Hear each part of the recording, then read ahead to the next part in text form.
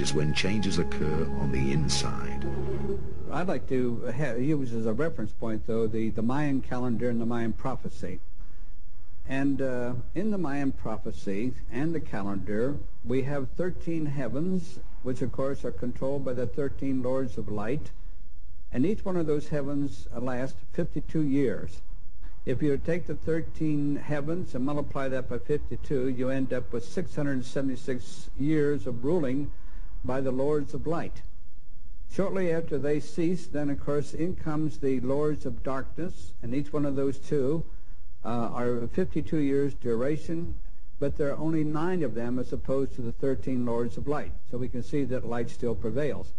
Nevertheless, they were very necessary to stimulate growth within the human race and here upon the planet. And each one of these lords of darkness played a personified and a, you might say, a strict application for the growth of mankind. Now, if you go back in history, and if you were to trace it back 468 years, and of course take each one of the 52 increments of the 468 years, you will find out that something great and stupendous happened during that time. Now, the last great lord of darkness was none other than one we knew as Adolf Hitler. Adolf Hitler was a divine instrument. Adolf Hitler played his role well. He wore the dark hat as opposed to the white hat. If we were to relate this to the Indians, and I've worked with the Indians for 22 years, they have a very simplified understanding of these things. For instance, they have a lord of light called, for instance, Quetzalcoatl. And then they have a lord of darkness called Pakal. Now, in their mythology and in their understanding of the lords of light and lords of darkness, these two are brothers. They are twins, in fact, and they love one another very much. But they play separate roles. As the lord of light, Quetzalcoatl, ends his reign, of course, he turns to his brother and he says, well, now I've taught them all I can. I want you to go in there and test them and see how well they've learned what I have taught them. Well, in comes the lord of darkness, and in this case, we're talking about Hitler, to see how well we had learned in the past from the lords of light. As we know, Hitler was a metaphysician supreme. As he was a boy, he studied studiously for many, many years what we know today as esoteric or metaphysical things.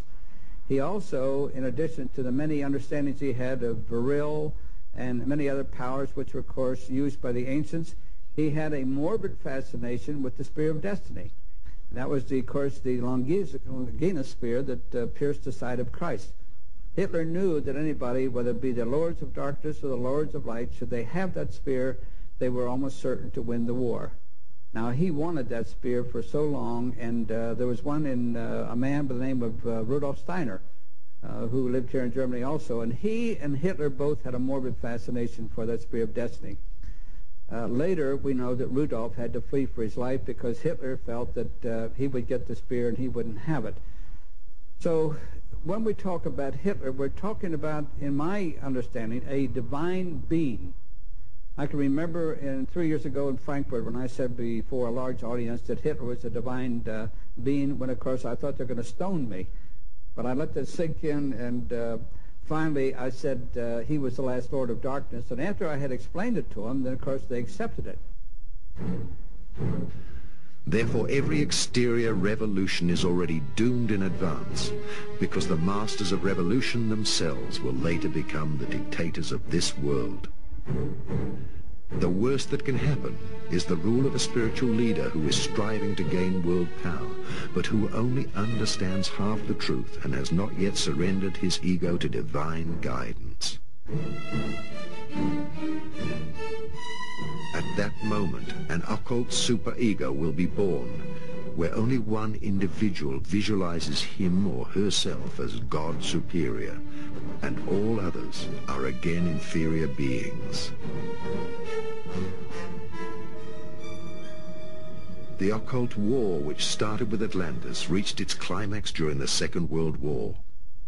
The New Templar Order saw the Illuminati and the Freemasons as the Antichrist, whereas the Illuminati and Freemason orders perceived the New Templar Order and the Nazis as the Antichrist. Today it should be clear to everyone that God is inside of every person. However, to perceive ourselves as being the chosen ones, be it because of a religion, a race, nationality, or color of skin, inevitably means the beginnings of a human tragedy. God's people are not to be recognized by their color of skin, by their race, or by their outside appearance, but by the virtues of love, wisdom, and power, which they have inwardly united. All races came once from the stars and are God's people because they all carry the seed of God in themselves. The animal human, by conquering his animal features through thousands of lives, has developed into the real human being.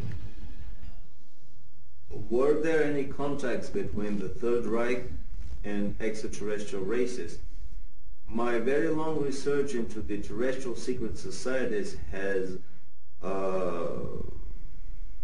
proven to me that basically almost all the secret societies on the planet were established in the first place to be the low-key, low-profile interfaces between extraterrestrial races or intelligence races with even higher levels and our civilization. In my research, we've discovered that the Germans were in contact with at least a dozen alien races, all of them loosely grouped under one philosophical, political, religious program. And not only that, but that actually this grouping of extraterrestrial races were in their turn subcontracting for even higher levels of, let's call them celestial management structures.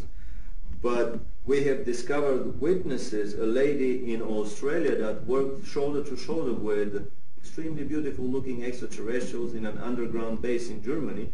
She was a British spy, a Commonwealth spy in this underground base, and she has told us incredible stories about the close cooperation of the highest echelons of the German secret societies with extraterrestrials.